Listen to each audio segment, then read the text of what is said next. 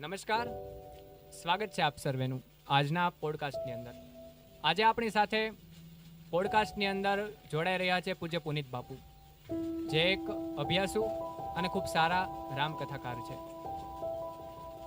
રામાયણને અને રામકથાને આધ્યાત્મિકતા અને આધુનિકતા સાથે યુવાનો સુધી પહોંચાડવાની જેમની નેમ છે, એવા પૂજ્ય પુનિત બાપુ આપણી સાથે આજના સંવાદની અંદર જોડાયા છે. પ્રશ્ન તો આપણે શું પૂછી શકીએ? કેટલીક રામ અને રામ તત્વ વિશેની જિજ્ઞાસાઓ છે. તો આપણે બાપુ પાસે જાણીશું કે રામ તત્વ શું છે, રામને આપણે આપણા જીવનની અંદર કેમ ઉતારી શકીએ. બાપુ જય શ્રી રામ, સ્વાગત છે. જેમ કે આપણે સૌ જાણીએ છીએ, હમણાં રામ મંદિરથી જ આપ રામાયણના એક સમર્પિત વક્તા છો અને રામાયણ જ આપનું જીવન છે. આપની કથાઓ સાંભળીને એ જાણ્યું છે. તો બાપુ, હમણાં રામ મંદિરની ખૂબ વાતો ચાલતી હતી, રામ તત્વની ખૂબ વાતો ચાલતી હતી. તો આ સમગ્ર ઘટનાક્રમની અંદર રામ તત્વ વિશે બહુ ચર્ચાઓ થઈ, રામ મંદિર વિશે પણ બહુ ચર્ચાઓ થઈ. પરંતુ મારે એ જાણવું છે કે આ બધી વાતો તો કરતા હતા, પરંતુ ઘણા બધા વ્યક્તિઓ જાણતા નથી કે આપણા જીવનની અંદર મંદિરનું કેટલું મોટું મહત્વ છે. તો મારે એ જાણવું છે કે આપણા જીવનમાં મંદિરોનું શું મહત્વ છે, મંદિરો શા માટે બાંધવા જોઈએ, એ એક જિજ્ઞાસા છે. સૌપ્રથમ તો મારી પ્રસન્નતા વ્યક્ત કરું અને શુભેચ્છા પાઠવું કે અયોધ્યામાં એક ભવ્ય, એક દિવ્ય રામજી મંદિરનું નિર્માણ થયું અને રામલલ્લા ત્યાં વિરાજમાન થઈ ચૂક્યા. જી, બહુ સારો પ્રશ્ન પૂછ્યો છે. અત્યારના યુવાનોને આ પ્રશ્ન થાય છે કે સાંપ્રત સમયમાં મંદિરની શું જરૂરિયાત છે, જી, અમારે મંદિરે શું કામ જવું જોઈએ. બિલકુલ. આવું પણ લોકો, યુવાનો ખાસ પૂછતા હોય છે. અને તમે જે મને પ્રશ્ન પૂછ્યો છે, આ પ્રશ્ન મને અગાઉ પૂછાઈ ચૂક્યો છે. આપણે સુપ્રીમ કોર્ટનો ચુકાદો આવ્યો કે આજે વિવાદિત ભૂમિ છે એ હિન્દુના પક્ષમાં જવાની છે. એટલે પછી નિર્ણય લેવાય કે કરોડોના ખર્ચે અહીંયા ભવ્ય રામજી મંદિર બનશે. પછી આરએસએસ ના લોકોએ બહુ સરસ એક્ટિવિટી કરી કે આપણે ગામે ગામે જવાનું છે, ઘરે ઘરે જવાનું છે, હરેક સનાતની સુધી પહોંચવાનું છે, એને આ સમાચાર સંભળાવવાના છે, એને કહેવાનું છે કે ભાઈ કરોડોના ખર્ચે ભવ્ય રામજી મંદિર બનવાનું છે, તમારે યથાયોગ્ય જે પણ આપવું હોય તમે યોગદાન આપી શકો, અને ભાવથી જે પણ જે આપે એનો સહર સ્વીકાર કરીને આપણે આવતું રહેવું. આ એક્ટિવિટીનો મુખ્ય હેતુ એટલો જ હતો કે બધાને એમ થાય કે આમાં અમારું યોગદાન છે, આમાં અમારો ભાગ છે. ગામે ગામે આ એક્ટિવિટી શરૂ થઈ. અમારા ગામમાં પણ આ કાર્ય કરવાનું હતું. મને વાત કરી કે બાપુ તમારો જે વિસ્તાર છે, આ વિસ્તારમાં આપણે આ કાર્ય કરવાનું છે, તમે શું કહો? એટલે બધું કરવાનું જ હોય ને, પ્રભુનો કાર્ય કરવાનો અવસર તો ક્યારે આપણને મળે, ચોક્કસ કરીશું. એટલે પછી ટુકડીમાં બધા વેચાઈ ગયા. 4-5 દિવસ આ કામ ચાલ્યું. એટલે જ્યારે આ અમે ફંડ એકઠું કરતા હતા ને, એ સમયગાળા દરમિયાન મને એક યુવાને આ પ્રશ્ન પૂછ્યો કે બાપુ, અયોધ્યામાં જે રામજી મંદિર બને છે બહુ સારી વાત છે, કરોડોના ખર્ચે બને છે, પણ તમને એવું નથી લાગતું ખોટો ખર્ચો થાય? આ મંદિરની જગ્યાએ શાળા બને તો વધારે સારું નહીં? ત્યાં હોસ્પિટલ બને તો વધારે સારું નહીં? પુસ્તકાલય બને તો વધારે ઉપયોગી સાબિત ન? તમારું શું કહેવું છે? આવું એને મને પૂછેલું. તો આ પ્રશ્નના ઉત્તરમાં જે મેં વાત કરી એ જ વાત મારે તમને કેવી છે કે જ્યારે સમાજમાં આ સાંપ્રત સમયમાં મંદિરની શું જરૂરિયાત છે, મંદિરથી શું થાય. એ ભાઈ મને એમ કીધું કે શાળા બને તો વધારે સારું. શાળા બનવી જ જોઈએ, એમાં કોઈ ના, પ્રાથમિક જરૂરિયાત છે, પણ મંદિરના ભોગે નહીં. તમે આ આજુબાજુ દ્રષ્ટિ કરો તો સમાજમાં એવા ઘણા બધા ખર્ચા ખોટા થાય છે, ખોટા પૈસા આપણા વેડફાય છે. તો આ પૈસા બચાવીને આ પૈસાથી આપણે શાળા બનાવવી જોઈએ, મંદિરના પૈસાથી નહીં, મંદિરના ભોગે નહીં. એની જગ્યાએ બનાવો. અને સમજી લો એક ગામમાં મોટી શાળા બની તો શું થશે? બાળકો ત્યાં અભ્યાસ કરવા જશે, અભ્યાસ કરવા જશે તો વિદ્યાવાન બનશે, વિદ્યા પ્રાપ્ત કરશે, પણ વિવેકનું શું? વિવેક ક્યાંથી મળશે? એવું જરૂરી નથી કે જેટલા બાળકો શાળામાં અભ્યાસ કરવા જાય છે બધા વિવેકવાન બને છે અને બધાને વિવેકની પ્રાપ્તિ થાય છે. શિક્ષકો તો પૂરો પ્રયત્ન કરે છે કે એનો બાળક વિદ્યાવાન બને, વિવેકવાન બને, પણ શિક્ષકોના એટલા બધા પ્રયત્ન કરવા છતાં પણ અમુક મગ કવડું રહી જાય, એની અંદર વિવેક પ્રગટતો જ નથી. અને આ હું સાંભળેલી વાતો નથી કહેતો, અનુભવેલી વાત તમને કહું છું, કારણ કે હું પોતે શિક્ષક છું. મેં 4 વર્ષ સુધી શૈક્ષણિક કાર્ય કર્યું છે. ટ્યુશન ક્લાસ ચલાવ્યા છે. અમુક બાળકોને તમે ગમે એટલા એને સમજાવો પણ એની અંદર વિવેક પ્રગટતો જ નથી. સાચી વાત. અને તમે પણ તમારી આજુબાજુ જોયું હશે બિલકુલ. કે અમુક વ્યક્તિ પાસે ડિગ્રીઓના ઘરે ઢગલા છે, ઊંચી પોસ્ટ ઊંચા પદ ઉપર બેઠેલો હોય તેમ છતાં પણ એને સામાન્ય વિવેક નથી કે મારે શું બોલાય શું ન બોલાય, બિલકુલ. મારે શું કરાય શું ન કરાય, મારે ક્યાં જવાય ક્યાં ન જવાય, મારે શું ખવાય શું ન ખાવાય. આવો વિવેક ડિગ્રીઓ છે પણ આવો વિવેક નથી. એના ઉપરથી સ્પષ્ટ થાય છે કે શાળામાં જવાથી વિદ્યા તો મળે છે પણ વિવેકમાં ઘણી વખત રહી જાય છે. વાહ. તો આવું બાળક જ્યારે બાળપણથી જ સવાર સાંજ મંદિરના પગથિયા ચડશે, ભગવાનના દર્શન કરશે અને ત્યાં જે સત્સંગ થતો હશે એ સત્સંગમાં બેસશે એટલે એનું જીવન વિવેકથી પરિપૂર્ણ બનશે, વિવેક પ્રગટવા લાગશે. કારણ કે આ ક્રમ રામાયણે બતાવ્યો છે કે બીનું સત્સંગ વિવેક ન હોય. સત્સંગ કર્યા વગર વિવેકની પ્રાપ્તિ થતી નથી. અને તમે જ વિચાર કરો ને, ગામમાં શાળા હોય મંદિર હોય, આપણું બાળક શાળામાં અભ્યાસ કરવા જાય, વિદ્યા ગ્રહણ કરવા જાય એ પહેલા મંદિરે દર્શન કરી ભગવાન પાસેથી વિવેક પ્રાપ્ત કરી અને પછી નિશાળે જઈને વિદ્યા પ્રાપ્ત કરે તો એની વિદ્યા શોભશે, દીપી ઉઠશે, સમાજમાં એક ઊંચું સ્થાન પ્રાપ્ત કરશે. ને આપણી ત્યાં તો બહુ જૂની કહેવત છે કે વિવેક વગર તો વિદ્યા પણ શોભતી નથી. તો વિદ્યા ગ્રહણ કરવા માટે શાળાની અચૂક જરૂરિયાત છે, શાળા બનવી જ જોઈએ. વિવેક માટે મંદિરે જવું પણ જરૂરી છે અને આવા મંદિરનું નિર્માણ થવું જ જોઈએ, વધારે ને વધારે થવું જોઈએ. હું તો એમ. બીજું એમણે એવું કીધું કે પુસ્તકાલય બને તો નહીં સારું, બહુ સારું, બનવા જ જોઈએ, કોણ ના પાડે, પણ મંદિરના ભોગે નહીં.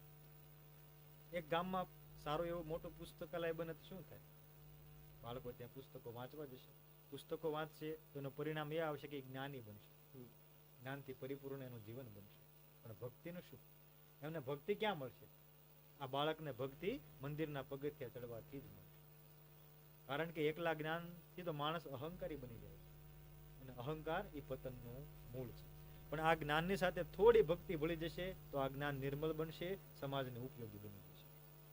તો જ્ઞાનને સરળ બનાવવા માટે, નિર્મળ બનાવવા માટે ભક્તિ જરૂરી છે અને આ ભક્તિ મંદિરના પગથિયા ચડવાથી જ મળશે. ભાગવતમાં એક પ્રસંગ છે. દેવર્ષિ નારદ એક દિવસ વિચરણ કરતા કરતા વ્યાસજીને ત્યાં પધાર્યા. વ્યાસજીને જેવી ખબર પડી કે નારદજી પધાર્યા છે એટલે ખૂબ પ્રસન્ન થાય છે, એમને બેસવા માટે આસન આપે છે, જળપાન કરાવે છે. પણ દેવર્ષિ નારદે જેવું વ્યાસજી સામે જોયું તો આજે દુઃખી હતા, ચહેરો ઉદાસ હતો. એટલે નારદજીએ પૂછ્યું, કેમ દુઃખી, કેમ ઉદાસ, દુઃખી થવાનું કારણ શું? એટલે વ્યાસજી પોતાની વ્યથાની કથા સમજાવે કે દેવર્ષિ તમે તો જાણો છો, મેં વેદોનો વિસ્તાર કર્યો, ઉપનિષદો લખ્યા, પુરાણો લખ્યા, મેં મહાભારતની રચના કરી, તેમ છતાં પણ જેવો વિશ્રામ મને જેવો મળવો જોઈએ એવી શાંતિક વિશ્રામ હજી સુધી મને મળ્યો નથી. આનું કારણ શું? આ વિચાર કરીને હું દુઃખી થયો છું. આનું કારણ શું? મને શાંતિ કેમ નથી મળતી? એટલું બધું લખ્યું તેમ છતાં પણ શાંતિ નહીં. વ્યાસજીની વાત સાંભળીને દેવર્ષિ નારદ વ્યાસજીને કહે છે, વ્યાસજી ક્ષમા કરજો, તમે અત્યાર સુધી જેટલું લખ્યું છે એટલું જ્ઞાન જ લખ્યું, તમે જ્ઞાનનું નિરૂપણ કર્યું છે, હજી તમે ભક્તિનું નિરૂપણ કર્યું નથી, તમે ભગવાનના ગુણગાન ગાયા નથી, એટલે તમને શાંતિ મળતી નથી. તમારે વિશ્રામ જોઈએ છે? બોલે હા, તો ભક્તિનું નિરૂપણ કરો. એક કામ કરો, તમે ભાગવતની રચના કરો, ભગવાનના ગુણગાન ગાઓ, એટલે વિશ્રામ નહીં પણ તમને પરમ વિશ્રામની પ્રાપ્તિ થશે. આમ કહીને દેવર્ષિ નારદે વ્યાસજીને ચતુર્શ્લોક એટલે 4 શ્લોકમાં સંપૂર્ણ ભાગવતની કથા સંભળાવી અને આજ્ઞા કરી કે હવે તમે આ કથાનો વિસ્તાર કરો, એટલે 4 શ્લોકનો વિસ્તાર કરો. દેવર્ષિ નારદની આજ્ઞા પ્રમાણે વ્યાસજીએ 4 શ્લોકનો વિસ્તાર કરી 18,000 શ્લોક વાળા ભાગવતની રચના કરી. પણ એવું કહેવાય છે કે ભાગવતની રચના કર્યા બાદ વ્યાસજીએ પોતાની કલમને તોડી નાખી. ભાગવત લખ્યા બાદ એને એટલી બધી શાંતિ મળી, એટલો બધો વિશ્રામ મળ્યો કે વ્યાસજી વિચાર કરે છે કે હવે મારાથી એક પણ શબ્દ બીજો કંઈક લખાઈ જશે, મારું મન ફરી ચિંતિત વ્યગ્ર બનશે, તો હવે વિશ્રામ પ્રાપ્ત કરવા ક્યાં જશે? હવે મારાથી આવું કંઈ લખાય કે ન પણ લખાય, કલમ તોડી નાખે. તો આ કથા ઉપરથી એક વાત સ્પષ્ટ થાય છે કે જ્ઞાનની સાથે ભક્તિ ભળી જશે તો જ આપણને વિશ્રામની પ્રાપ્તિ થશે, નહીતર તો આ જ્ઞાન આપણને અહંકારી બનાવી દેશે. જો આપણે આપણું જ્ઞાનને નિર્મળ બનાવવું હોય, સરળ બનાવવું હોય તો ભક્તિની જરૂરિયાત પડશે અને આવી ભક્તિ આપણને મંદિરે જવાથી જ પ્રાપ્ત થશે. તો પુસ્તકાલય બનાવો અને મંદિર પણ હોવું જ જોઈએ. ત્રીજું, એ ભાઈ એમ કીધું કે મોટું હોસ્પિટલ બને તો બહુ સારું, બનાવો, બનવું જ જોઈએ. પ્રાથમિક શાળા અને હોસ્પિટલ આ તો બધી પ્રાથમિક જરૂરિયાત છે, બનવા જ જોઈએ. હું તો એમ કે વધારે ને વધારે બનવા જોઈએ, એની કોઈ ના નથી, પણ મંદિરના ભોગે નહીં.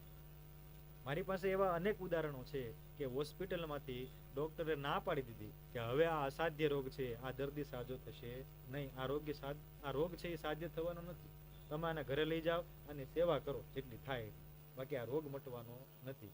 આવો વ્યક્તિ ઘરે આવીને કોઈ કે મંત્ર જાપ કર્યો, કોઈ કે રામ નામ લખવાની શરૂઆત કરી, કોઈ કે મંદિરે જવાનો નિયમ કર્યો, કોઈ કે ચરણામૃત પીવાનો નિયમ કર્યો અને અસાધ્ય રોગ પણ સાધ્ય થઈ ગયો. એ માણસ બેઠો થઈ ગયો મંદિરે જવાથી. હોસ્પિટલ પણ બનાવો અને આવા મંદિર પણ બનવા જોઈએ. એક તમને સત્ય ઘટના નાની સંભળાવું. એક વ્યક્તિને આવી જ રીતે ડોક્ટરે કીધું કે આ અસાધ્ય રોગ છે, સાધ્ય થવાનો નથી, તમે સાજા નહીં થાય. આ વ્યક્તિ ઘરે આવ્યો, કોઈ દિવસ મંદિરે ન જતો, પણ હવે માણસ માટે જ્યારે બધા દરવાજા બંધ થઈ જાય ત્યારે એક દરવાજો ખુલે છે અને એ છે મંદિરનો દરવાજો. હવે મંદિરે જાય, મંદિરે જઈને રડવા લાગ્યો. એટલે પૂજારીનું ધ્યાન જાય છે. પૂજારી પૂછ્યું કેમ રડે છે ભાઈ, તને જે રોગ થયો તો એનું શું થયું, નિરાકરણ કઈ થયું ને? ત્યારે બધી વાત કરે છે કે ડોક્ટરે ના પાડી કે આ અસાધ્ય રોગ છે, કે સારો થવાનો નથી, અને મારા પરિવારના લોકોને પણ કીધું છે કે હવે આની સેવા કરો. ત્યારે પૂજારી કહે છે તને ભગવાન ઉપર ભરોસો છે? આ વ્યક્તિ કહે છે હવે ભગવાન જ બસ્યા છે, બાકી હવે કોઈ પર ભરોસો કરવા જેવું છે નહીં. તો એક કામ કરી, એક નિયમ લે, ગમે તને જે તું એનો નિર્વાહ કરી શકે એવો નિયમ લે, ભગવાન ઉપર ભરોસો રાખજે, આ અસાધ્ય રોગ પણ સારો થઈ જશે. આ વ્યક્તિએ ત્યાં નિયમ લીધો કે દરરોજ સવાર સાંજ હું મંદિરે દર્શન કરવા આવીશ અને ચરણામૃતની પ્રસાદી હું ગ્રહણ કરીશ. ચરણામૃત પીવાનો એને નિયમ લીધો. નિયમ સામાન્ય છે પણ એને ભરોસો દ્રઢ બનતો ગયો. 1 દિવસ 2 દિવસ 3 દિવસ 1 મહિનો 2 મહિના 3 મહિના 6 મહિના વીત્યા, ભરોસો દ્રઢ બન્યો અને એનું પરિણામ એ આવ્યું, ચમત્કાર થયો, આ અસાધ્ય રોગ સાધ્ય થઈ ગયો, એનો રોગ મટી ગયો, માણસ બેઠો થઈ ગયો. તો આ મંદિરનો પ્રભાવ. આ સમાચાર પેલા ડોક્ટરને મળ્યા, એટલે ડોક્ટરે એ ભાઈને બોલાવ્યો, ફરી એનો બોડીનું ચેકઅપ કર્યું તો ખ્યાલ આવ્યો કે જે રોગ હતો એ તો મટી ગયો. તો સમાજમાં આ બધું બનવું જોઈએ. તમે શાળા બનાવો, પુસ્તકાલય બનાવો, હોસ્પિટલ બનાવો, બધું જ બનાવો, પણ મંદિરના ભોગે નહીં. મંદિર તો હોવું જ જોઈએ. માણસ જ્યારે બધેથી હારી જાય ને ત્યારે મંદિરના ખૂણે આવે. અને આ મંદિરનો ખૂણો એ કોઈ સામાન્ય ખૂણો નથી. મારી દ્રષ્ટિએ મંદિરનો ખૂણો એ ભગવાનનો ખોળો છે આપણો. અને કોઈ વ્યક્તિ, હિંમત હારેલો વ્યક્તિ, દુઃખી વ્યક્તિ, રોગી વ્યક્તિ ભગવાનના ખોળામાં બેસી જાય તો એને સાજું ન થાય, સારું ન થાય એવું કોઈ દિવસ બને શક્ય જ નથી. તમે ભગવાનના ખોળામાં બેઠા છો, વિચાર તો કરો. તો મંદિરનો ખૂણો એ ભગવાનનો ખોળો છે. આમ તો મંદિરના હું અનેક ફાયદા તમને એક નહીં અનેક ગણાવી શકું. મંદિરે જવાના ફાયદા, મંદિરના ફાયદા, પણ એક મારે ફાયદો કેવો છે કે જે પણ વ્યક્તિ, અશાંત મનવાળો વ્યક્તિ જ્યારે મંદિરમાં પ્રવેશ કરે છે, 5-10 મિનિટ ત્યાં બેસે છે, એટલે એને પરમ શાંતિની અનુભૂતિ થાય. મંદિરમાં આપણને શાંતિ મળે છે. બાકી ક્યાંય શાંતિ મનુષ્યને અત્યારે મળતી નથી. કરોડોનો બંગલો છે, મન અશાંત છે. લક્ઝરિયસ કાર છે, મન અશાંત છે. ઓફિસે જાય છે, મન અશાંત છે. ગમે ત્યાં જાય અશાંત મન છે. પણ મંદિર એક એવી જગ્યા છે ત્યાં એને પરમ શાંતિની અનુભૂતિ થાય છે. આ તો તમે પણ અનુભવ્યું છે, બધા અનુભવે છે કે મંદિરે જવાથી આપણને શાંતિ મળે. માટે મંદિરની જરૂરિયાત છે. એકદમ સાચી વાત છે બાપુ. અને આપે જેમ જણાવ્યું એમ ખૂબ સાચી વાત છે કે મંદિરોથી આપણા સમાજની અંદર વિનય પ્રગટે છે, વિવેક આવે છે. અને વિવેક જો ન હોય તો કેટલીય ડિગ્રી હોય, કેટલીય વિદ્યા હોય, એ બધું નકામું છે. ચોક્કસ. કારણ કે વિવેક વગર તો જ્ઞાન મળ્યું હોય આપણને અભિમાન તરફ લઈ જાય, ને એ પછી આપણને સાચા વ્યક્તિઓનો વિરોધ કરાવે, આપણને પોતાની જાતને જ નીચે લઈ જવામાં આપણને એ ઊંધી મદદ કરતું હોય. એટલે મંદિરોની ખૂબ જરૂર છે અને મંદિરો વધારે બનવા જોઈએ. અને આપે જેમ જણાવ્યું એમ ખૂબ સાચી વાત છે, મેં પણ અનુભવ્યું છે કે જ્યારે મંદિરમાં આપણે ખૂણામાં જઈને બેઠા હોઈએ, એટલે કે આપની દ્રષ્ટિએ કહું તો ભગવાનના ખોળામાં જઈને બેઠા હોઈએ, ત્યારે અદ્ભુત આનંદ અને એક જગતથી જુદા પડી ગયા હોઈએ અને જે પરમ શાંતિ, કે જ્યાં આપણને કોઈ જગતનું ડિપ્રેશન, સ્ટ્રેસ કે એન્ઝાઇટી સ્પર્શતું નથી, એવો આનંદ અને એવી શાંતિ મળે છે. પરંતુ બાપુ એવું શું છે ત્યાં કે આપણને આવી સુંદર શાંતિ મળે? એ આપણને કેમ બીજી કોઈ જગ્યાએ નથી મળતી? એના માટે મંદિર જ કેમ, એ જાણવું છે. બહુ સારું પૂછ્યું તમે. મંદિરમાં સમજો તમે, મંદિરમાં જે પણ એક્ટિવિટી થાય છે, જે પણ કાર્યો થાય છે, એ બધા સકારાત્મક થાય છે. એક પણ કાર્ય નકારાત્મક થતું નથી. ત્યાં તમે કોઈ દિવસ મંદિરે ગયા ત્યાં એવું જોયું કે લોકો ઝઘડા કરતા હોય, એકબીજાને અપશબ્દ કહેતા હોય, દેકારા પડકારા કરતા, એવું તમે ક્યાંય કોઈ મંદિરે નહીં જોયું. તમે મંદિરે જાઓ એટલે બધા પોતપોતાનું કામ કરતા હોય, અને આ બધા જ કાર્ય કેવા હોય છે? સકારાત્મક હોય. કોઈક શ્રીફળ વધારતું હોય, કોઈ ભગવાનના દર્શન કરતું હોય, કોઈક તિલક લગાવતું હોય, કોઈ પ્રદક્ષિણા કરતું હોય, કોઈક ભજનમાં બેઠું હોય, કોઈ કીર્તનમાં બેઠું હોય, તો બધા સકારાત્મક કાર્ય ત્યાં જાય. એટલે ત્યાં સકારાત્મક ઉર્જા છે મંદિરમાં. અને આ સકારાત્મક ઉર્જામાં તમે પ્રવેશ કરો એટલે એની સીધી અસર તમારા મન ઉપર અને શરીરના અવયવો ઉપર પડે છે. એટલે તમારું મન કેવું થઈ જાય છે? શાંત થઈ જાય. કારણ કે ત્યાંનું વાતાવરણ જ કેવું છે? સકારાત્મક છે. આપણે શરૂઆત મંદિરમાં પ્રવેશ કરવાથી જ કરીએ. હું તમને ત્યાંથી જ સમજાવું કે કઈ રીતે આપણું મન શાંત થાય. જે લોકો પૂછે ને મંદિરે શું કામ જવું, એની માટે છે ખાસ. મંદિરે શું કામ જવું તો સાંભળો. આપણે મંદિરમાં પ્રવેશ કરીએ એટલે પેલું કાર્ય આપણે શું કરીએ? આપણે પેલા પગરખા ઉતારીએ ને, કે પગરખા પહેરીને જઈએ? નહીં, પેલા આપણે પગરખા ઉતારીએ. પગરખા ઉતારીને આપણે ઉઘાડા પગે મંદિરના પટાંગણમાં, એટલે ત્યાં જે વેકરો હોય છે એમાં ઉઘાડા પગે આપણે ચાલીએ એટલે એક્યુપેચર થાય છે. આપણા પગના અમુક પોઈન્ટ દબાય છે, જે પગરખા પહેરવાથી દબાતા નથી. આ એક્યુપેચર થવાથી એની સીધી અસર શરીરના વિવિધ અંગો ઉપર, આપણા મન ઉપર સીધી અસર પડે છે. આ લોહીનું જે સર્ક્યુલેશન છે એ પણ વ્યવસ્થિત રીતે ચાલવા લાગે. આ એક્યુપેચરની સીધી અસર આપણા મન ઉપર થાય છે. એટલે ત્યાંથી જ આપણું મન કેવું થવા માંડે? શાંત થવા લાગે. અને આપણે જ્યાં સુધી મંદિરમાં ફરવાના છે, વિચરણ કરવાના છે, ત્યાં સુધી ઉઘાડા જ પગે હાલવાના છે, પગરખા તો કોઈ પહેરવા નથી. તો એક્યુપેચર થાય, એની સીધી અસર આપણા મન ઉપર થાય છે. અને આપણું મન ધીરે ધીરે જેમ ચાલીએ એમ આપણું મન કેવું થવા લાગે? શાંત થવા લાગે. પછી શું કરીએ? આપણે પગરખા ઉતારીને થોડા આગળ ચાલીએ એટલે પગથિયા આવે મંદિરના. આપણે આ પગથિયા ચડીએ. આપણે જયારે પગથિયા ચડતા હોય ને ત્યારે આપણા મનમાં કેવો ભાવ હોય છે કે આ કોઈ હું સામાન્ય પગથિયા નથી ચડતો, આ તો હું આત્મકલ્યાણના પગથિયા ચડું છું. આ સદવિચારના હું પગથિયા ચડું છું, આ સદગતિના પગથિયા ચડું છું. અરે આ કોઈ સામાન્ય પગથિયા નથી, આ તો મોક્ષના પગથિયા છે. હું મોક્ષના પગથિયા ચડી રહ્યો છું. આવો ભાવ આપણા મનમાં જાગે છે અને આપણું મન શાંત થઈ જાય છે. પછી શું કરીએ?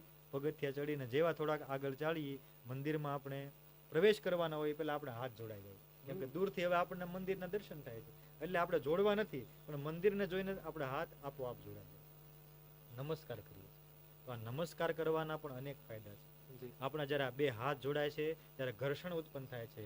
ઘર્ષણ ઉત્પન્ન થવાથી એની પોઝિટિવ એટલે સકારાત્મક અસર આપણા શરીર ઉપર, આપણા વિવિધ અંગો ઉપર થવા લાગે, આપણા મન ઉપર થાય.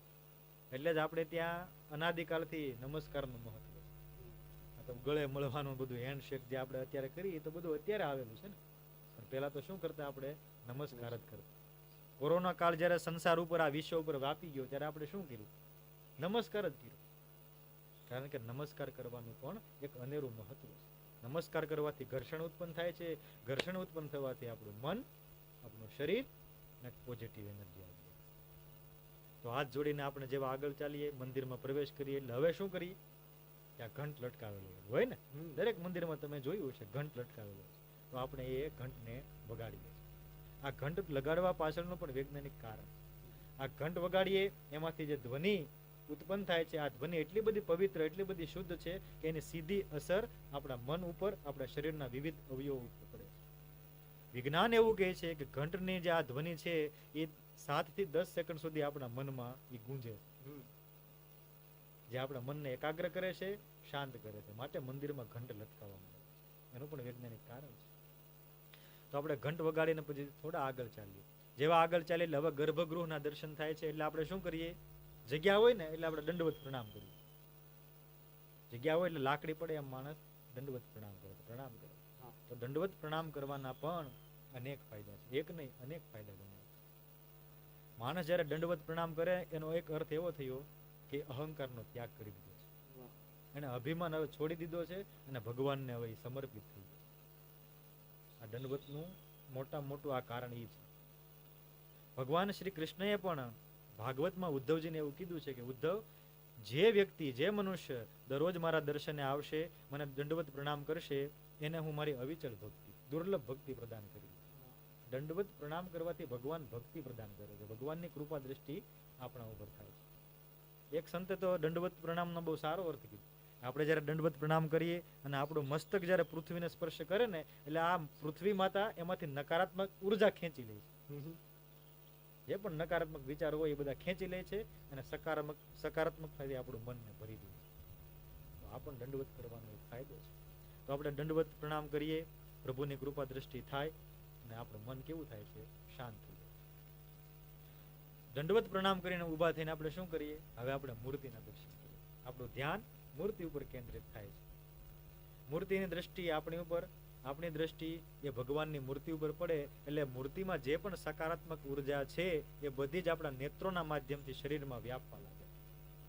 શરીરના વિવિધ અંગો સુધી આ ઉર્જા પહોંચે છે, આપણા મન સુધી પહોંચે. આ તો અનુભવ્યું છે કે અમુક મંદિરે તમે દર્શન કરવા જાઓ, એ મૂર્તિ તમને ગમી જાય, એની દ્રષ્ટિ તમારી ઉપર પડે એટલે તમારે રૂવાડા બેઠા થાય. આ એનું મોટું પ્રમાણ છે કે એની ઉર્જા તમારી અંદર આવવા લાગે. હવે તમે જાઓ ત્યારે અનુભવ કરજો, થશે.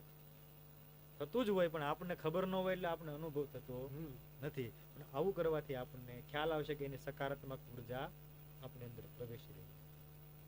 તો મૂર્તિ પૂજા, મૂર્તિને પૂજન કરીને એમને વંદન કરીને આપણે આગળ ચાલીએ એટલે ખૂણા ઉપર પૂજારી ઉભા હોય, એના હાથમાં ચંદનનો એક વાટકો હોય, એ આપણને તિલક કરી દે, કરે ને? ઘણી જગ્યાએ લેપ કરી દે, ઘણી જગ્યાએ તિલક કરી દે. તો તિલકના પણ અનેક ફાયદા છે, એક નહીં અનેક ફાયદા છે. મોટામાં મોટો ફાયદો એ છે, તિલક ચંદનનો મુખ્ય ધર્મ એ છે કે શીતળતા પ્રદાન કરે છે, આપણા મનને શાંત કરી. તમને ગમે તેવું માથું દુખતું હોય, ગમે તેવી ચિંતા હોય, ચંદનનો લેપ કરીને 15 મિનિટ આંખો બંધ કરીને તમે સુઈ જાઓ એટલે તમારું મન શાંત થઈ જશે. ગમે તેવું વ્યગ્ર મન હશે, ગમે તેવું માથું દુખતું હશે, તમને શાંતિ થશે. કારણ કે ચંદનનો ધર્મ જ એ છે કે શીતળતા પ્રદાન કરવી. તો તિલક કરવાથી પણ આપણું મન શાંત થાય છે. તિલક કર્યા બાદ આપણે શું કરીએ? મંદિરની પ્રદક્ષિણા કરીએ ને? મંદિરની પ્રદક્ષિણા કરીએ છીએ. તો મંદિરની પ્રદક્ષિણા કરવાનું મુખ્ય કારણ એ છે કે જે અંદર ગર્ભગૃહમાં મૂર્તિ છે એમાંથી ચારે બાજુ સકારાત્મક ઉર્જા નીકળતી હોય. ખાલી સન્મુખ જ આવ્યું નથી, પાછળની બાજુ પણ એના વેવ્સ આપણે કહીએ ને, ઉર્જા એની નીકળતી હોય છે. તો પ્રદક્ષિણા કરવાનું મુખ્ય એ કારણ છે કે હું મંદિરની પ્રદક્ષિણા કરું, હું આ ગર્ભગૃહની પ્રદક્ષિણા કરું, જેથી કરીને વધારે ને વધારે આ સકારાત્મક ઉર્જા જે મૂર્તિમાંથી નીકળે છે એ મારા શરીરમાં વધારે ને વધારે મારા શરીરના વિવિધ અંગોને આ ઉર્જાને સંપર્ક થાય અને મારું શરીર, મારું મન શાંત થઈ જાય. માટે આપણે પ્રદક્ષિણા કરીએ. પ્રદક્ષિણા કર્યા બાદ શું કરીએ? આપણે દ્રષ્ટિ આમ ફેરવીએ એટલે પટાંગણમાં અમુક ભક્તો હોય છે, ભજન કરતા હોય, ધૂન ગાતા હોય છે, કીર્તન કરતા હોય. એટલે વધારે નહીં પણ આપણે એવું નક્કી કરીએ કે 5 મિનિટ તો બેસીએ. આપણે 5 મિનિટ ત્યાં બેસીએ છીએ. તો એ ઇન્સ્ટ્રુમેન્ટ જે વગાડે છે એની સીધી અસર આપણા મન ઉપર થાય.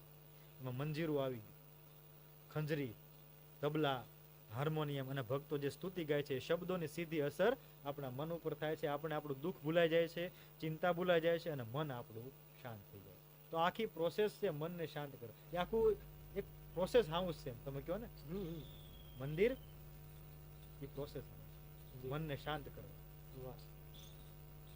એ માત્ર શક્તિનું ઘર નથી પણ એ શાંતિનું પણ ઘર છે. એ ભક્તિનું ઘર છે, એ મુક્તિનું ઘર છે, સાથોસાથ શાંતિનું ઘર છે. શાંતિનું એ કેન્દ્ર છે. ત્યાં જવાથી આપણને પરમ શાંતિની અનુભૂતિ થાય છે. કારણ કે ત્યાં બધી જ એક્ટિવિટીઓ સકારાત્મક થાય છે, એની સીધી અસર આપણા મન ઉપર થાય છે. માટે આપણા વડીલો, આપણા ઋષિમુનિએ કીધું કે મંદિરે જા, પણ અત્યારના યુવાનોને મંદિરે જવું નથી. એ બધું વ્યર્થ લાગે. પણ આવું વિજ્ઞાનને એ વાંચે, સમજે, એને ખ્યાલ આવશે કે મંદિરે જવાથી એટલા ફાયદા થાય. આપણું મન શાંત થઈ જાય છે મંદિરે જવાથી.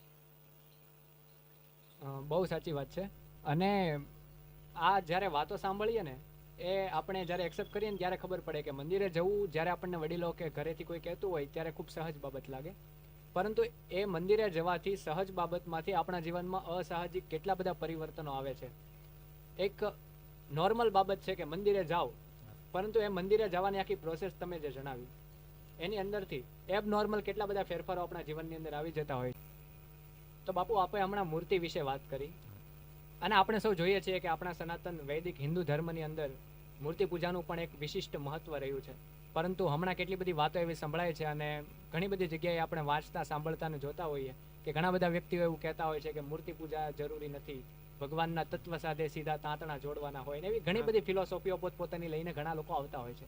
પરંતુ આપણે તો સનાતન ધર્મમાંથી આવીએ છીએ. આપણે ત્યાં મૂર્તિ પૂજાનું એક અદકેરું અને અનેરું મહત્વ રહ્યું છે. તો આપની પાસેથી એ જાણવાની જિજ્ઞાસા છે કે મૂર્તિ પૂજા ઇમ્પોર્ટન્ટ શા માટે છે?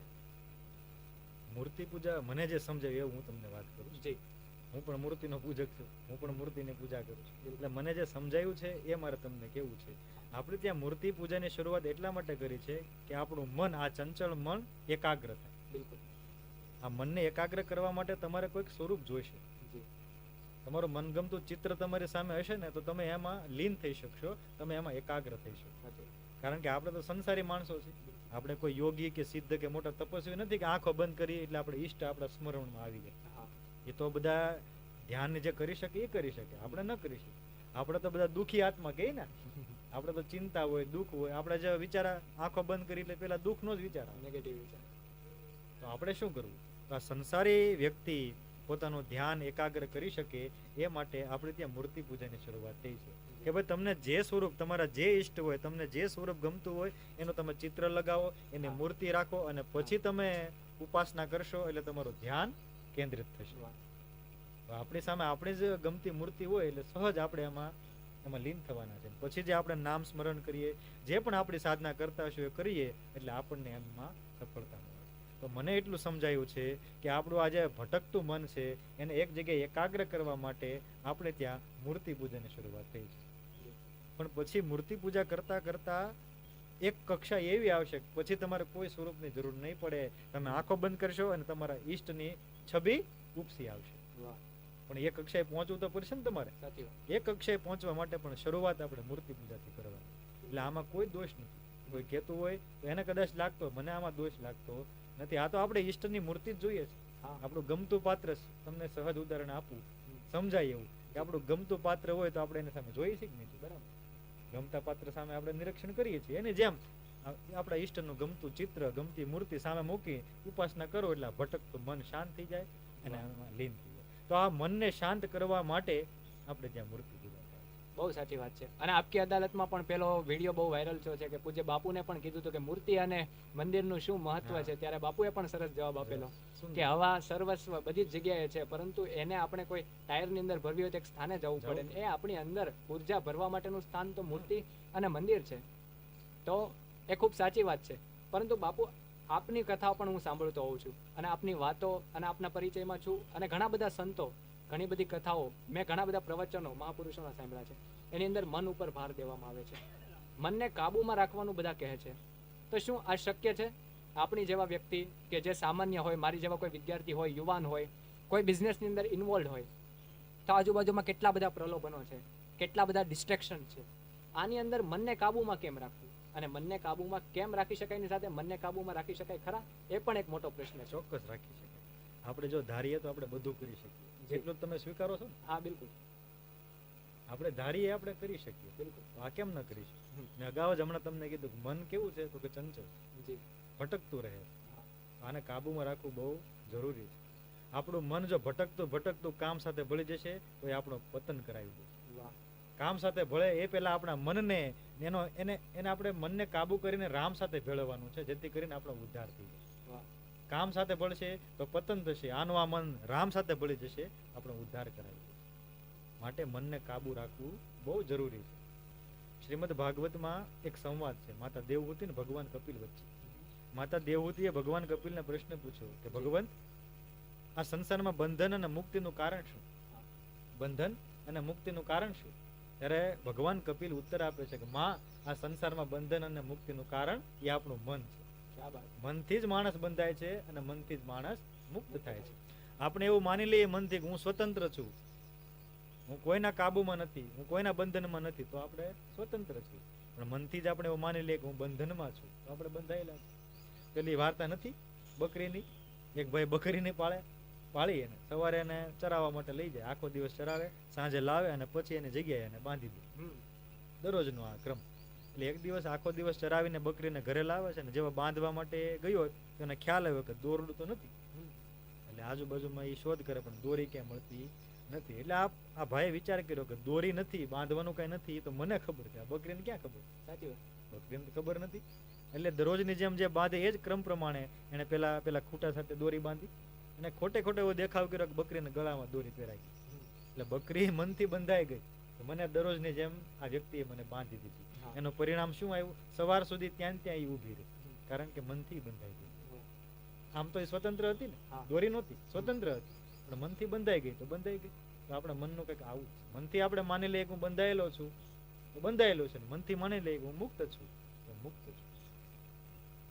તો મનને કાબુમાં કરવું ખૂબ જરૂરી છે.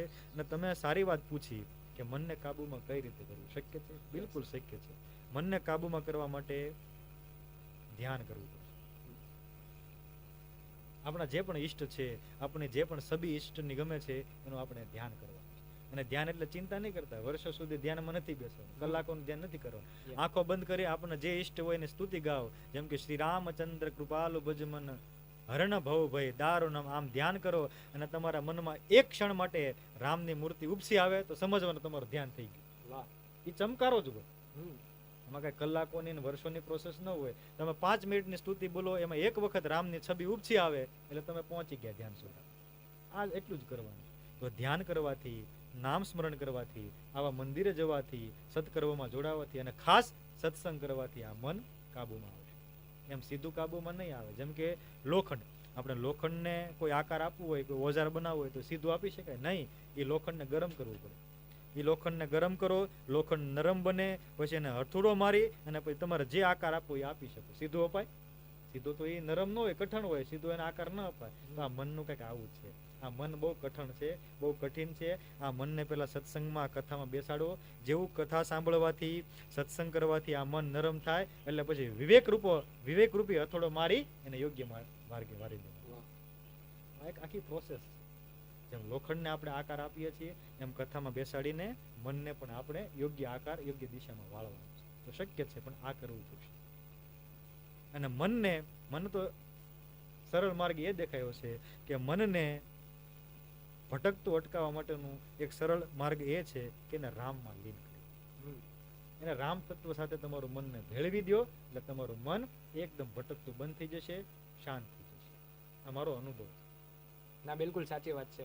એટલે કે મનનું પણ એક ઉર્જાના એક આખા સ્ત્રોત જેવું છે કે ઉર્જા આપણી બધા પાસે હોય.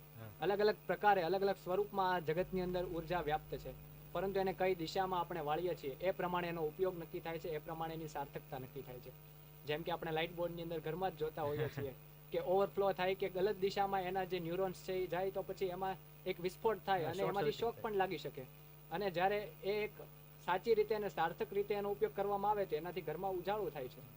એટલે ઉર્જાનું જેવી રીતે સાચી દિશામાં જવું જરૂરી છે, એવી રીતે મનને પણ આપણે કામની જગ્યાએ રામમાં પરોવીને રામ તરફ દિશા બદલવાની છે. દિશા બદલવાની. જી, મન ખરાબ નથી, આપણે એને ખોટી દિશામાં વાળી રહ્યા છીએ. કામની દિશામાં નહીં, રામની દિશામાં વાળો એટલે આનું આ મન તમને મુક્તિ સુધી લઈ જશે. તમને મુક્ત કરી દે. એટલે મન અને ઈચ્છાને સમગ્રપણે ત્યાગી દેવું એ ઉપાય નથી, પરંતુ એને સાચી દિશામાં રામની ઈચ્છા હોય, રામનું મન સમર્પિત કરી દે એના એટલે બધું થઈ જશે.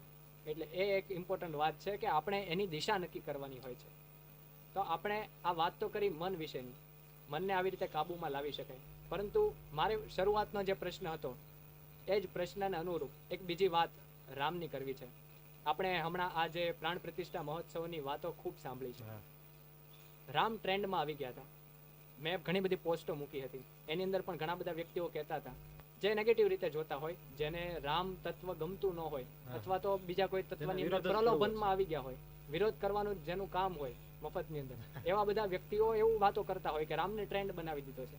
પરંતુ મેં તો એને સાત્વિકપણે જોયું છે કે ટ્રેન્ડ બને તો પણ રામ ટ્રેન્ડ બને છે ને, કામ તો ટ્રેન્ડ નથી બનતો ને, ગલત દિશામાં તો નથી જતા. વિડીયો જોવે છે તો પણ રામના જોવે છે, વાતો સાંભળે તો રામની સાંભળે છે, ગીત સાંભળે તો રામનું સાંભળે છે. સારી વાત છે. તો એ રામનો ટ્રેન્ડ આવ્યો હતો અને એ ટ્રેન્ડની અંદર પણ એક વસ્તુ મને જે ખૂંચી થોડી, એના રિલેટેડ એક પ્રશ્ન છે કે ઘણા બધા વ્યક્તિઓએ રામની વાતો કરી છે પરંતુ રામના તત્વ સુધી નથી પહોંચ્યા. રામને એક વ્યક્તિ તરીકે જોયા છે, જે પણ સારી જ બાબત છે, પરંતુ જો રામના તત્વ સુધી એ પહોંચે તો એ વિશિષ્ટ સારી બાબત છે. અને આપણે એક લેવલ અપ જ જવાનું હોય જીવનની અંદર. તો આપણે રામને તો એક વ્યક્તિ તરીકે જાણીએ છીએ, એક ભગવાન તરીકે જાણીએ છીએ, પણ રામ તત્વ તરીકે સર્વત્ર વ્યાપિક છે.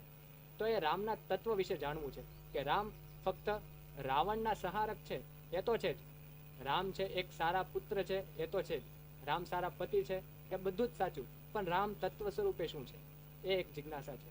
એ આપની પાસે સાંભળવું છે. રામ એ ખૂબ વ્યાપક છે. જી, એ સીમિત તત્વ નથી, પણ અમિત તત્વ. બિલકુલ. આપણે જ્યારે 22 જાન્યુઆરીએ રામલલ્લાની પ્રતિષ્ઠા થઈ ત્યારે ગામે ગામે તમે જોયું હશે, દરેક શાળામાં સાંસ્કૃતિક કાર્યક્રમ થયા. અમારા ગામમાં પણ થયા એટલે એક બેન મારી પાસે આવ્યા, એ શાળામાં અભ્યાસ કરે છે, કે મને રામ વિશે બોલવાનું કહ્યું છે, તમે થોડું મને રામ વિશે બાપુ લખી દો. એટલે મેં અગાઉથી જ લખેલું છે 108 ઉપર મેં, કે રામ તત્વ શું છે.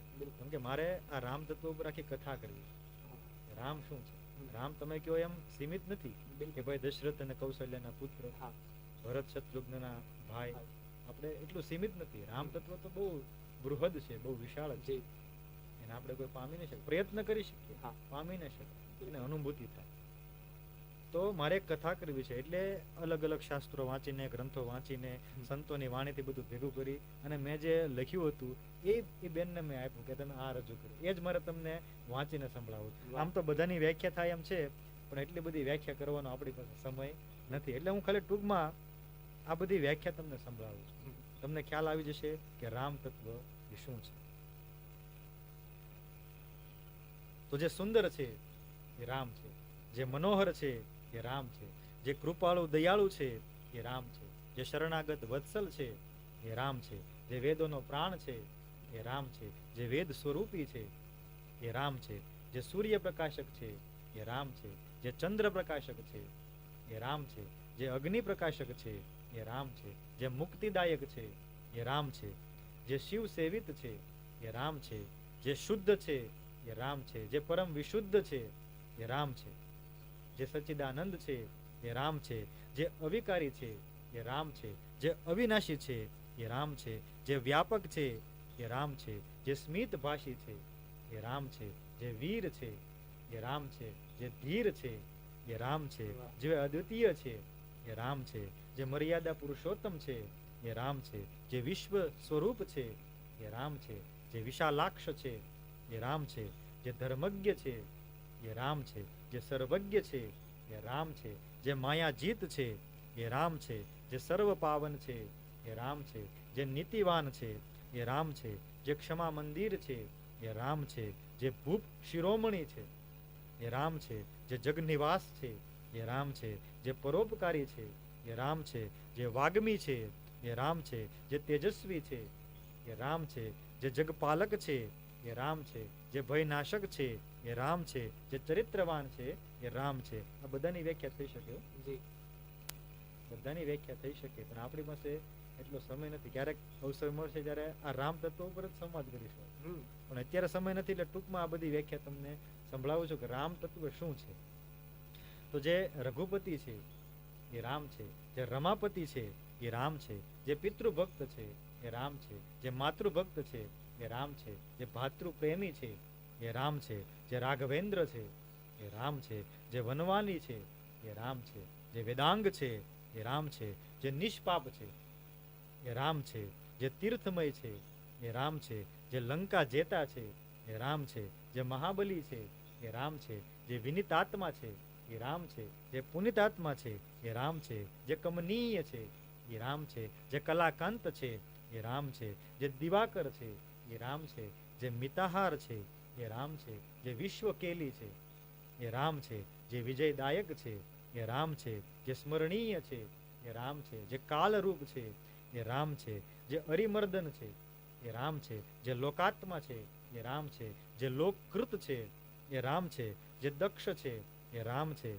જે વિભુ છે એ રામ છે, જે સર્વસેવિત છે એ રામ છે, જે સૌમ્ય છે એ રામ છે, જે દક્ષ છે એ રામ છે, જે સર્વ કોવિદ છે એ રામ છે, જે ભવ્ય છે એ રામ છે, જે સેવ્ય છે એ રામ છે, જે ગુણ મંદિર છે એ રામ છે, જે સુખોનું મંદિર છે એ રામ છે, જે મન મંદિર છે એ રામ છે, જે અવધેશ છે એ રામ છે, જે સુરેશ છે એ રામ છે, જે રમેશ છે એ રામ છે, અને જે સનાતન છે એ રામ છે, જે શોભાના સિંધુ છે એ રામ છે, જે મહાવિષ્ણુ છે એ રામ છે, જે જિષ્ણુ છે એ રામ છે, જે અગ્રેસર છે એ રામ છે, જે વરેણ્ય છે એ રામ છે, જે જ્ઞાન ભવ્ય છે એ રામ છે, જે સૂચિ છે એ રામ છે, જે દ્રઢતમ છે એ રામ છે, જે નિરાકાર છે એ રામ છે, જે જ્ઞાન ગમ્ય છે એ રામ છે, જે જગતપતિ છે એ રામ છે, જે નિરાકાર છે એ રામ છે,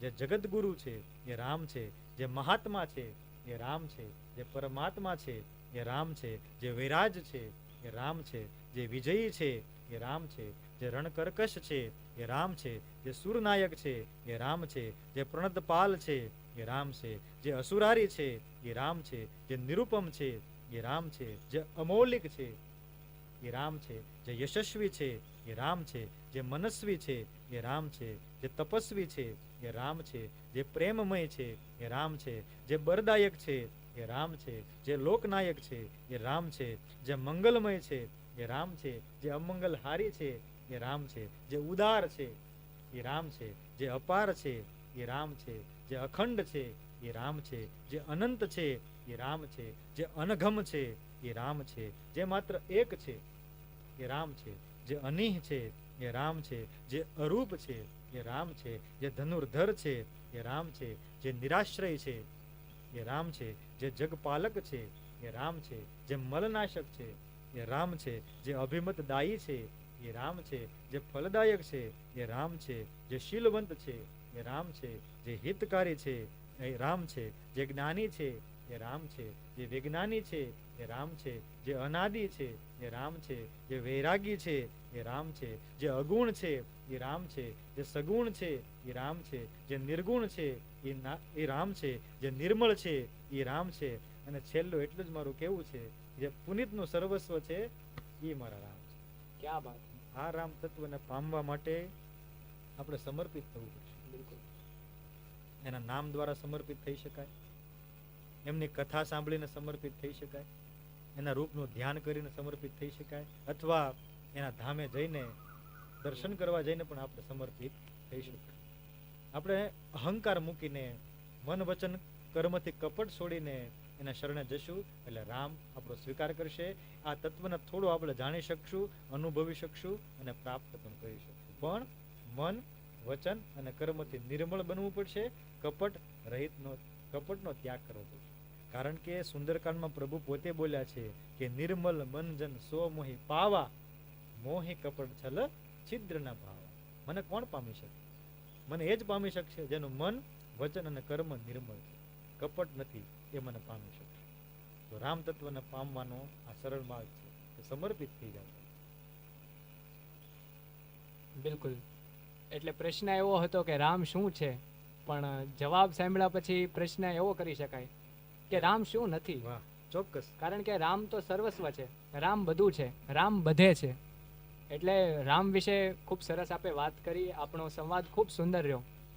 વધારે તો સમયના અભાવના કારણે ઘણા બધા જિજ્ઞાસાઓ અને પ્રશ્નો તો ન કહી શકાય, પરંતુ જાણવા જેવી વાતો આપની પાસે છે એ જાણવી હતી, પરંતુ સમયનો અભાવ છે. પણ પૂજ્ય બાપુએ જેવી રીતે આપણને સૌને જણાવ્યું એ મુજબ એમાંથી ફક્ત જો આપણે એ શબ્દો પણ પકડી લઈએ અને એને સર્ચ કરીને, એનો અભ્યાસ કરીને, એના વિશે ઊંડાણપૂર્વક માહિતી લઈએ તો એ શબ્દોની જાણકારી પણ આપણને રામની 80% નજદીક લઈ શકે એવી સક્ષમ છે. કારણ કે આપણે સૌ જોઈએ છીએ કે રામનો એક લિમિટેડ અર્થ આપણે બધાએ કરી દીધો છે. એ રામને જાણવા માટે પૂજ્ય પુનિત બાપુએ જે આપણને આજે માર્ગદર્શન આપ્યું છે એ ખૂબ ઉપયોગી છે. અને આશા કરીએ છીએ કે આપને આ સંવાદ ગમ્યો હશે. અને પુનિત બાપુને પણ એક એવી પ્રાર્થના છે કે ફરી આપણે આ શબ્દોની આપણે તો આપણી રીતે રિસર્ચ કરીએ, અભ્યાસ કરીએ અને જિજ્ઞાસુ બનીને આના ઊંડાણની અંદર જઈએ જ તે, પરંતુ બાપુ પાસેથી પણ આની વ્યાખ્યાઓ બહુ જલ્દી સાંભળવા મળે અને આપણા નોલેજની અંદર પણ વધારો થાય અને આપણે પણ રામની નજદીક જઈ શકીએ એવા સક્ષમ બનવા માટે એક પ્રયત્ન માત્ર કરીએ એવી પ્રાર્થના સાથે ખૂબ મજા પડી. અને આપનો કિંમતી સમય આપે અમને આપ્યો એ બદલ વંદન. જય શ્રી રામ. ખૂબ મજા પડી આજના આ પોડકાસ્ટમાં. આ પોડકાસ્ટ અંગત રીતે મારા હૃદયની બહુ નજીક છે, કારણ કે પહેલો પોડકાસ્ટ છે અને એ પણ ભગવાન શ્રી રામના ચરિત્ર વિશે, રામ તત્વ વિશેની વાતો આજે આપણે આ પોડકાસ્ટ દ્વારા જાણી. તો આપણા સૌના જીવનની અંદર ભગવાન શ્રી રામની અનંત અને અખંડ કૃપા બની રહે એ જ અભ્યર્થના સાથે આપ સૌને વંદન સાથે જય સિયારામ.